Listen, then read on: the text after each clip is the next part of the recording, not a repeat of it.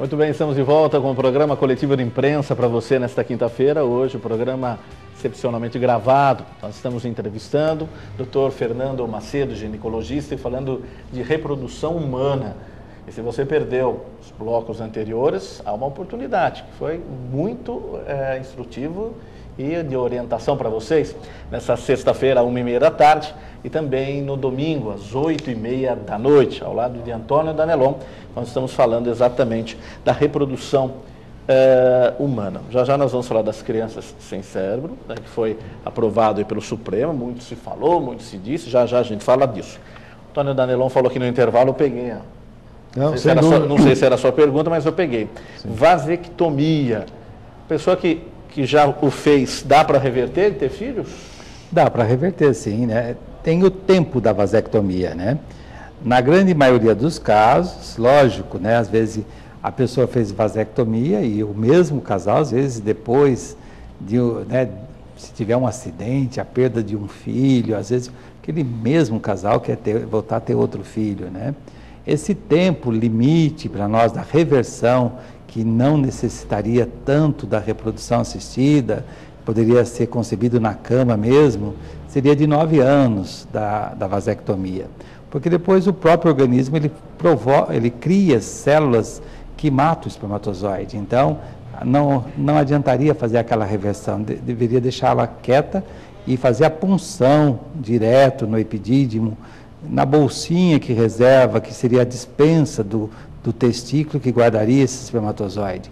Então, teria como esse homem voltar à sua fertilidade, ou através de uma reversão, ou se não, através de uma punção do epidídimo, ou se não, até de uma punção do testículo para se obter os espermatozoides.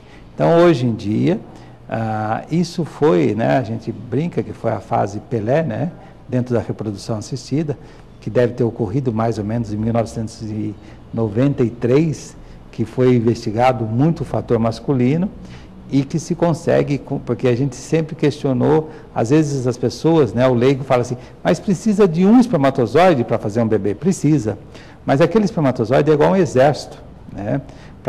Para tomar conta, posse daquele morro, daquele país, precisa daquele batalhão todinho para um lá colocar a bandeira, tá certo? O espermatozoide é mais ou menos assim, ele precisa de uma população muito grande para um ir lá e fixar aquele óvulo e ganhar aquele óvulo, né? Então, dentro da vasectomia, a pessoa, até numa reversão, ela produz menos espermatozoides devido ao tempo. Então, ela pode fazer uma reversão, ela pode fazer uma punção da dispensinha do espermatozoide com o epidídimo ou do testículo. As pessoas que tiverem dúvida em fazer uma vasectomia, ou por uma instabilidade no casamento, ou por medo do futuro, ou por não saber se realmente quer mais filho ou não, ela pode preservar a sua fertilidade congelando o sêmen antes da vasectomia. Então, são coisas que as pessoas hoje têm acesso. Hoje, em qualquer clínica de reprodução, faz isso com a máxima tranquilidade possível, né? Então, a vasectomia, ela pode ser feita. É melhor que os homens façam vasectomia, deixa eu defender, eu sou ginecologista, obstetra, defender as mulheres. Homens, façam a vasectomia. Não façam suas mulheres fazer laqueadura. Porque as mulheres que fazem laqueadura, elas têm problema na menopausa. Elas vão sangrar mais, elas vão ter mais hemorragias, elas vão ter miomas, elas vão ter uma menopausa um pouco mais problemática, entendeu? Elas perdem o libido, doutor Fernando? Existe, aí entra a sua parte novamente, né? Que dentro da libido, às vezes tem homens que fazem a vasectomia e eles pensam que está a vasectomia relacionada com a parte masculina e as mulheres também, né? Eu sou ainda da época que a mulher chamava o útero da mãe do corpo, tá certo? Então, eu tive 2 casos de esterectomia, que as mulheres retiraram o útero, e tivemos problemas psicológicos graves, porque elas se achavam menos femininas que as outras, entendeu? Então, a libido é uma coisa assim, a gente até brinca nas consultas, que não existe mulher fria, existe mulher mal cantada, né? Então, mal a culpa do homem, né? Mal amadas, né? Então, assim, a libido, lógico, a gente sabe que nós médicos sabemos que existe a libido com uma interação hormonal, tudo isso, mas às vezes tudo isso está ótimo. Mas aquela mulher, aquele marido, a gente brinca com os casais, às vezes a gente questiona com os casais quanto tempo demora uma relação sexual. Daí os homens muito afoitos, né? 5 minutos, 10 minutos, 15, né? As mulheres, não, eu preciso de mais tempo, né? A gente fala que isso deveria ser ensinado na escola, na infância, que a testosterona é uma linha reta e a parte hormonal, o estrógeno, a progesterona, faz esse ciclo, tá certo? E o que acontece? Às vezes a gente acorda com uma mulher, almoça com outra, dorme com outra, a mesma mulher, tá certo? Mas a parte hormonal da mulher oscila durante o dia. Então a gente não sabe quem vai encontrar em casa. Isso é cruel, não, né? Antônio Carlos? A gente, às vezes, nós sofremos um pouquinho, né? Então, pouquinho? Você está sendo generoso, doutor. Estou sendo, porque eu defendo a mulher, né? Eu também defendo. Eu defendo muito. Então, essa situação da libido é uma parte emocional, né? Mas a gente fala que a mulher, ela tem o orgasmo, para o homem é necessária a penetração, para a mulher a gente fala que a mulher tem orgasmo por telefone, tá certo? Porque, desculpa, por telefone? Por telefone. Se você chegar e falar para sua esposa, para sua mulher, falar assim, oi querida, eu estava pensando em você, como é que você passou o dia? Pode ter certeza que essa vagina vai ficar úmida, tá certo? Então, a mulher, a gente brinca que a mulher tem libido de acordo com o parceiro que está do lado dela, tá certo? Então, são situações, tá certo? Que essa libido, essa parte todinha é emocional. O homem é muito no visual, a mulher na emoção, no coração, tá certo? Então a gente fala que a relação sexual de uma mulher demora 24 horas. É desde a hora que você acorda, durante o dia você pega o telefone, liga para ela, bom dia, como é que você está? Eu estava aqui trabalhando, pensei em você. Daí a penetração você vai conseguir fazer legal à noite. Mas... A mulher tem que ser cortejada desde a manhã, se ele quer alguma coisa à noite. Né? Exatamente, tem que suar a camisa. Tem que suar a camisa. Né? Que coisa, não... Bom, depois você falou de hormonal, aí você poderia falar o que as mulheres querem ouvir também sobre hormônios, mas deixa eu falar sobre toda a mídia falando sobre crianças sem cérebro. O Supremo aprovou que pode interromper, por parte da mãe, essa gravidez. Eu vi até um depoimento de uma avó falando que a minha filha minha filha, durante 9 meses, era um funeral que ela tinha dentro dela, e ela apoiava. Como é que o senhor viu todo esse assunto todo e o Supremo votando para que interrompa a gravidez? Esse assunto todo foi impactante, né? Quando eu recebi essa notícia que estava sendo votado isso, eu cheguei a questionar comigo mesmo, né? Porque essas situações são meio filosóficas também, né? Mas eu comecei a questionar comigo mesmo, pensando o seguinte, isso não deveria ser votado, é de direito do ser humano decidir o que ele quer para ele. Mas aí depois eu, já refletindo em cima, cheguei à conclusão que tem que ter abertura, porque o ser humano ele tem que ter o apoio legal. Lógico, a decisão ainda é dele, mas se ele não tinha essa abertura, nós tivemos há pouco tempo, e estava dentro da mídia aí, uma mãe que estava levando uma gestação de um anencefalo até o 4º mês, e que não estava tendo ajuda, nada, estava dentro dos jornais, da televisão, e ela teve que carregar aquele... A gente, às vezes, é igual quando uma mãe perde um bebezinho, e o natimorto, né? A gente chama a síndrome do caixão ambulante. A mulher sente-se que está levando aquele natimorto dentro do útero, e ela se sente um verdadeiro caixão. Eu tive a experiência o ano passado de uma paciente minha que teve um anencefalo e o casal decidiram, por motivos religiosos, que nós não podemos transgredir e nem opinar em relação a isso. O médico tem que respeitar qualquer que seja o seu paciente e aquilo que ele deseja. E eu vivi esse momento de ansiedade, eu tenho a minha parte religiosa também, mas eu vi um momento sabido que essa criança ia nascer e ela ia falecer depois de algumas horas. Eu fiquei muito preocupado com esse casal durante os 9 meses que eles levaram. Eles queriam que essa criança tivesse uma história, o início, o meio e o fim natural. Só que eu tinha uma preocupação, que o anencefalo, infelizmente, existe uma produção do líquido amniótico em grande quantidade. Porque quem regula a produção do líquido amniótico é o cérebro da criança, é a glândula hipófise, tá certo? E quando não tem essa produção de líquido e nem o fator de deglutição desse líquido, acumula tanto esse volume dentro do útero, e quando nasce essa criança, esse útero é igual um elástico, ele não conseguir encolher novamente. Então eu tinha uma preocupação que essa paciente ia ter o bebê, e depois a gente tinha expondo ela a perder esse útero. Eu conversava de uma forma assim, quando eu tinha algum acesso, eu conversava um pouco com eles, mas respeitei até o último momento deles, tá certo? Graças a Deus, deu tudo assim, lógico, com a perda do bebê, mas a paciente não teve a perda do útero, né? Mas assim, eu vejo que a lei tem que votar, nós temos que ter um norte, nós temos que ser policiados, nós temos que ter uma orientação do ponto de vista legal. Eu acho que tudo isso é muito positivo e a decisão tem que ser do casal, nós não podemos interferir. Quer dizer, foi acertada a decisão do Supremo? Do ponto de vista médico, sim. Antônio Carlos e doutor Fernando, eu vivi alguma coisa muito parecida profissionalmente, a questão de uns anos atrás, de uma criança que nasceu anencéfala, sem o cérebro. E conversando com interessante, os médicos diziam, olha, mas essa criança vai durar no máximo 1 ou 2 horas. Ela durou 5 dias. E nesses 5 dias eu acompanhei a família, acompanhei o pai e a mãe e vi o drama. Eles sabiam perfeitamente dessa dificuldade, foram alertados, mas eles quiseram levar até o final, digamos assim, que a criança nascesse, para que justamente, numa convicção religiosa, viesse a pacificar uma situação.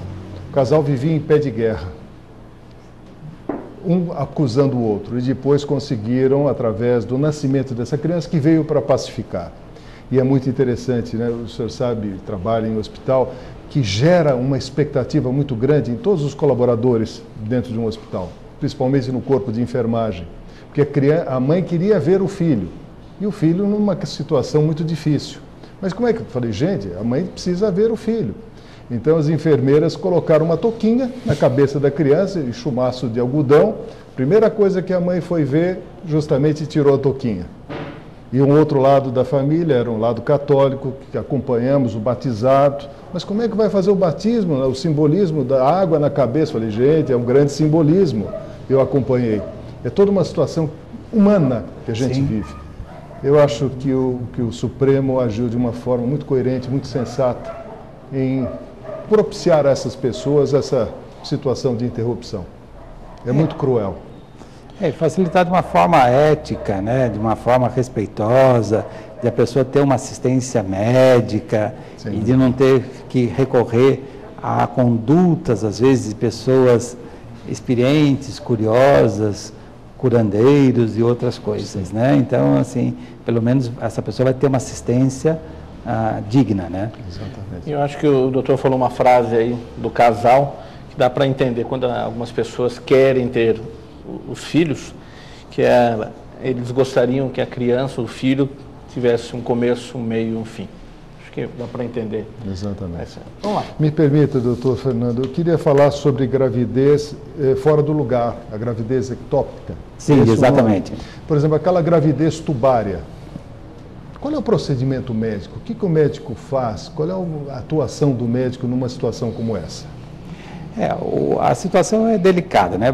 Do ponto de vista reprodutivo, a incidência é maior, porque quando a gente coloca o embriãozinho dentro, porque dentro do ciclo natural, a trompa, tá certo? Ela capta o óvulo e esse óvulo encontra com o espermatozoide na parte extrema dessa trompa, no terço distal da trompa.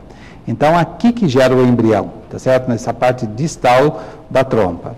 Quando nós colocamos esse embrião dentro do útero, ele leva 5 dias para caminhar aqui dentro da trompa, tá certo?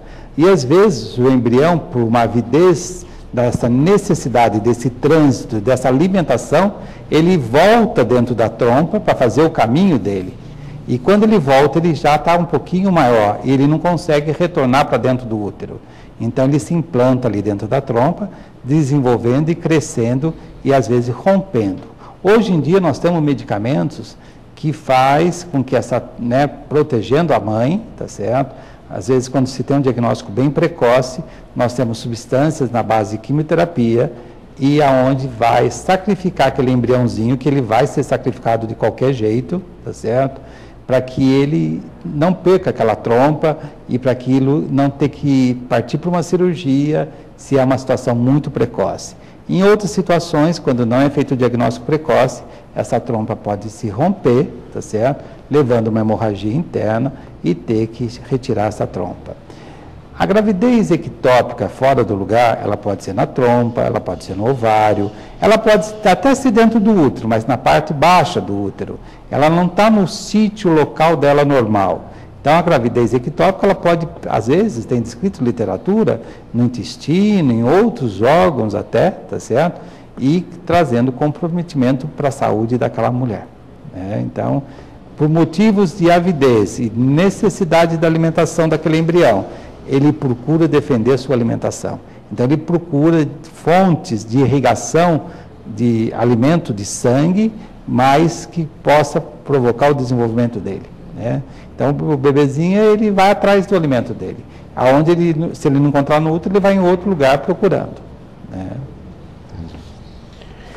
Na novela, agora, recentemente, nós vimos também uma outra polêmica, contada, lógico, de forma de ficção.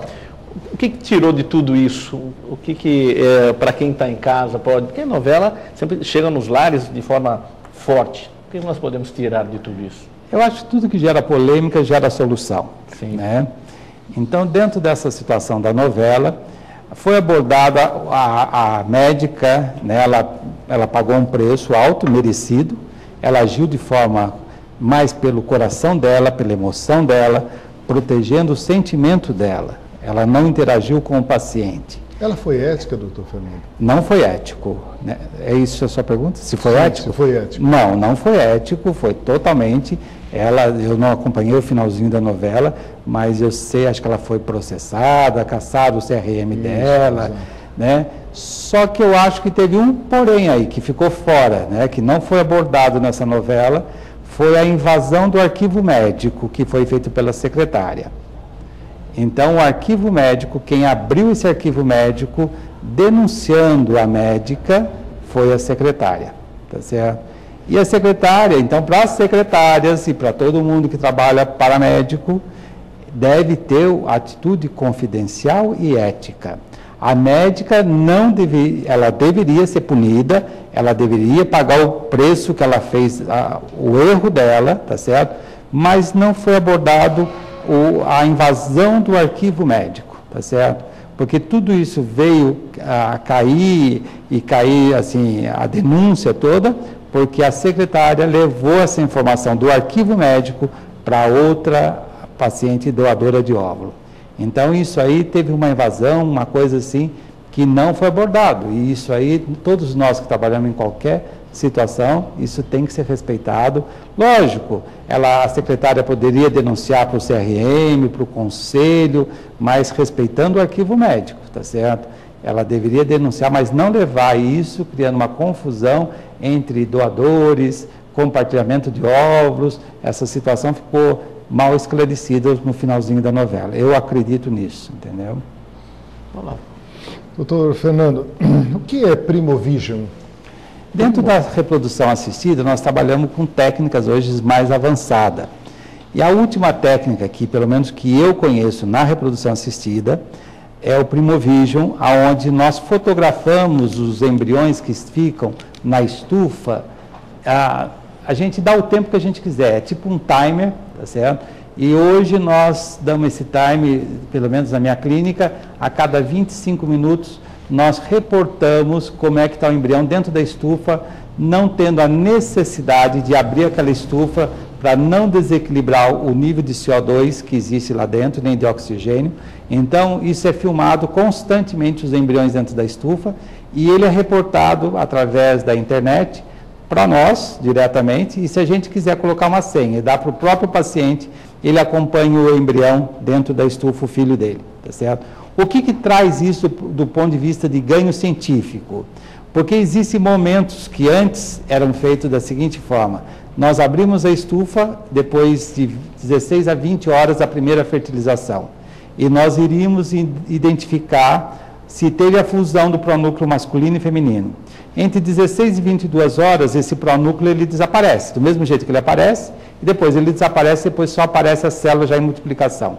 Naquele momento, se nós perdemos aquele momento, nós podemos estar tendo um embrião geneticamente doente, que pode estar fazendo 3 ou 4 pronúcleos, uma gravidez multinucleada, e que não justifica uma transferência, que vai ser um embrião doente, problemático. E se nós pudermos, e se a gente perde aquele momento, a gente vai não conseguir avaliar se geneticamente aquele embrião era saudável ou não.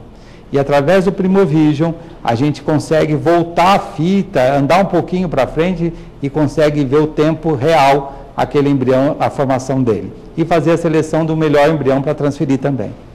E o casal pode acompanhar pela internet? Ele pode acompanhar, nós ainda não colocamos isso à disposição, mas ele pode acompanhar através de uma senha que a clínica oferece para o paciente, e ele pode acompanhar o desenvolvimento do seu filho. Pela internet? Pela internet ou pelo seu próprio celular. Que coisa, hein? Fantástico, né? É uma tecnologia. Isso é o que existe de mais atual hoje no mundo reprodutivo. Tem outras técnicas, existe seleção de espermatozoide, existe sexagem do feto, a escolha do sexo, estudo de todos os cromossomas, dos 24 cromossomas, estuda os que invadem mais, que síndrome de Down, síndrome de Patot, aqueles que são mais comuns, pode estudar 5 cromossomas, 7 cromossomas, 9 cromossomas, pode fazer biópsia do embrião, pode operar o embrião, tá certo? Tirar a fragmentação do embrião. Então, existe dentro da reprodução assistida, apesar de ser uma ciência nova, do ponto do mundo contemporâneo, nós temos hoje, tem o Louise Brown, que nasceu em 1978, foi o primeiro bebê de proveta do mundo. Então, nós temos hoje praticamente 22, 34 anos, Louise Brown vai fazer agora em julho. Em 34 anos, a medicina reprodutiva que vinha de uma taxa de 2%, hoje nós estamos a 50% de sucesso. Mas está muito aquém ainda do que a gente gostaria. Que maravilha. Fabuloso. Tem mais alguma pergunta? Não, só uma curiosidade, antes do Antônio Carlos concluir. E esses outros embriões são desprezados quando se observa que eles são muito fraquinhos, debilitados? O que é feito? Eu não desprezo nenhum. Os meus valores religiosos são muito intensos para mim. Eu não descarto, eu não jogo fora, eu guardo todos esses embriões. Eu não sei o que vai ser no futuro, mas espero eu nunca ter que tomar essa decisão. Eu não descarto o embrião, não jogo fora nada, porque eu não estou aqui para julgar e nem para decidir coisas. Eu acredito num Deus superior a nós, entendeu? Então, mas cada pessoa tem seu modo, cada clínica tem o seu orientador, cada pessoa tem sua forma de pensar. Brilhante. Muito bem, estamos chegando ao final do nosso programa coletivo de imprensa hoje. Sensacional. Se você perdeu um pedacinho, tem a oportunidade na sexta-feira, 1h30 da tarde, e no domingo, às 8h30 da noite. Nós entrevistamos aqui o Dr. Fernando Macedo, ginecologista, falando de reprodução humana, um baita especialista, 15 anos já, só se dedicando a isso, né? Há 15 anos, há 34, 35 na medicina. Foi realmente maravilhoso. Mas nós vamos fazer as nossas perguntas finais aqui, para conhecermos um pouquinho mais o nosso entrevistado de hoje, Dr. Fernando Macedo, que é ginecologista. É isso mesmo? Ginecologista, reprodução humana? Falamos certo? Está tudo certo. Está tudo dentro certo. Muito bem, vamos conhecer um pouquinho o nosso entrevistado. Dr. Fernando Macedo, a melhor lembrança da sua infância é quando ou foi quando?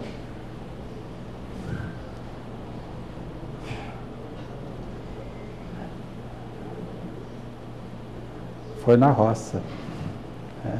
Quando eu estava junto com a minha mãe, não tinha água, não tinha torneira, não tinha nada, mas eu estava ajudando a limpar um porco, ela jogava todas as vísceras para eu limpar, e eu acho que é aí que eu descobri que eu queria ser médico.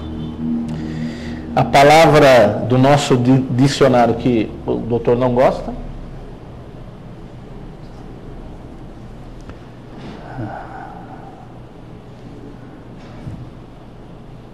Traição. Ter filho é? Amor. Não poder ter filho é? Talvez amor também. O melhor profissional com quem o doutor Fernando Macedo conheceu, trabalhou, teve a oportunidade profissionalmente de ter contato? Foi meu professor de anatomia patológica, Dr. Guiduli. Doutor Fernando Macedo, gostaria que a medicina pudesse resolver o quê no futuro, ou num futuro não muito distante? Acesso a todos, que sensibilização do governo, direito do cidadão, tá certo? Saúde para todo mundo, entendeu? Que nós fôssemos socializados, entendeu? Que não precisasse pagar uma consulta para se ter um médico. Isso é de coração, de verdade, sem demagogia. O livro da vida do doutor, qual seria? Não fosse a Bíblia ou um livro técnico, mas qual um livro que seria da vida? Futuro da Humanidade, Augusto Cury. Augusto Cury, muito bom. A mensagem, a palavra ou a frase que o doutor Fernando Macedo leva na vida? Honestidade, integridade. O Dr. Drauzio Varela diz que ser médico é amenizar o sofrimento do próximo. Dr. Fernando Macedo, quando for dessa para outra, esperamos que demore bastante e continue deixando muitos casais felizes. Gostaria de ser lembrado nessa terra, nesse mundo, como sendo, ou como foi? Uma pessoa honesta, íntegra. E que fez muitos casais felizes. Tentei, né? Gostaria de fazer mais. Mas Doutor Fernando, obrigado por ter vindo, comparecido aqui até Bragança Paulista, nessa brecha na agenda, que a gente sabe como é que é lá em São José, e ter, acima de tudo, esclarecido para quem está em casa e pode agora conversar, a esposa sentar com o marido, ou o marido com a esposa, os pais com os filhos, e um assunto que está na hora de todo mundo poder falar abertamente na mesa do café da manhã. Tá certo? Muito obrigado. Obrigado por ter vindo aqui, obrigado a todos, obrigado ao Du, obrigado a todos vocês que vieram. Danelão. Eu que agradeço, foi muito bom o programa, acho que todos nós nos enriquecemos um pouco com a sabedoria do Dr. Fernando, e principalmente quando você perguntou a respeito da lembrança que ele tinha, esses segundos que ele ficou quieto, eu senti quanta coisa não se passou em relação ao senhor e a senhora, sua mãe. Parabéns pela emoção. É muito bom ver um médico que se emociona, que ele não perde a essência humana. Parabéns. Muito obrigado. E obrigado a você de casa pelo carinho, pela audiência. Semana que vem nós estaremos de volta com mais um programa Coletiva de Imprensa, para você às quintas-feiras, às 10 da noite. Hoje, ao lado de Antônio Danelão, entrevistamos o Dr. Fernando Macedo, ginecologista, e durante 1h30 respondeu as perguntas desses entrevistadores de forma espontânea, sem sabê-las previamente, e orientou a todos nós um assunto tão importante, que é a vida. Todos vocês, obrigado, um ótimo final de semana e até semana que vem. Maravilhoso, muito